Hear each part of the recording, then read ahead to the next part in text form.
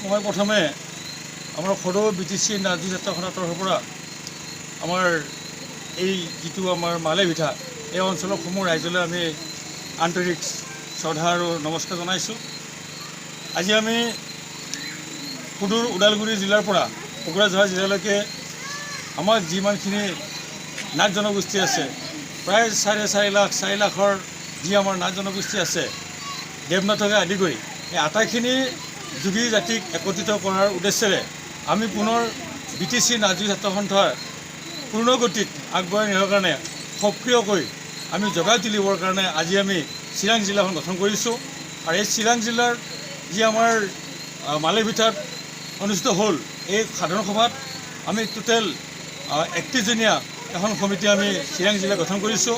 অনাগত দিনত আমি কোকৰাঝাৰ চিৰাং বাস্কা ওদালগুৰি আদি কৰি সমস্ত 4খন জিলাত থকা নাথযোগীসকলক পুনৰ জাগৰণ প্ৰক্ৰিয়া আমি আৰম্ভ কৰিছোঁ। আৰু এই জাগৰণ প্ৰক্ৰিয়াৰ জৰিয়তে আমি অনাগত নিৰ্বাচনত আমি BPF দলক যোগ্য প্ৰতিনিধিত্ব দিবৰ কাৰণে আমি সাজু হৈছোঁ। আমি এই 70 বছৰীয়া আমাৰ যি শোষণ এই শোষণ দুৰ্নীতি ভ্ৰষ্টাচাৰ আমি নাইকিয়া কৰাৰ কাৰণে আমি সকলো BTCত থকা নাথযোগীসকলৰ ভিতৰত আমি BTC নাৰ্জী ছাত্ৰসন্থাই এটা সিদ্ধান্ত লৈছোঁ যে অনাগত দিনত আমাৰ এই নাথযোগীসকলক একত্ৰিত কৰি মানে ৰাজনীতিভাৱে সামাজিকভাৱে অৰ্থনৈতিক শিক্ষা দিশত আমি আগবঢ়াই নিয়াৰ কাৰণে চেষ্টা অব্যাহত ৰাখিছোঁ।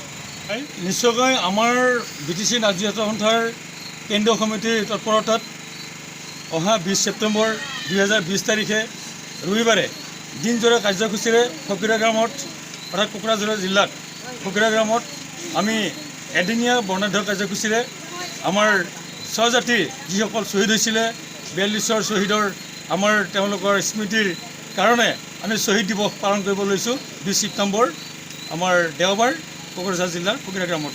আৰু এই স্থানত BTC নাথযোগী ছাত্ৰসন্থাৰ সমূহ 4খন জিলাৰ জিলা সমিতি বিষয়ববীয়াকে ধৰি আমাৰ যি কলা কৃষ্টি আছে লগতে আমাৰ হিতাকাংক্ষী যিসকল ৰাইজ আছে আটাইসকলকে আমি অহা 20 ছেপ্টেম্বৰ তাৰিখে কোকৰাঝাৰ জিলাৰ ফকিৰা গ্ৰামত সমবেত হ'বৰ কাৰণে আহ্বান জনাইছোঁ। 1 বজাত আমাৰ মুকলি সভা আৰম্ভ হ'ব। এই সভাতেই আমাৰ জাতিটোৰ লগতে অন্যান্য জাতি জনগোষ্ঠী সংগঠনৰ আমাৰ নেতৃবৰ্গ উপস্থিত থাকিব আৰু সেই সময়ত আমি আমাৰ অনাগত দিনৰ কাৰ্য ব্যৱস্থা আমি ঘোষণা কৰিম।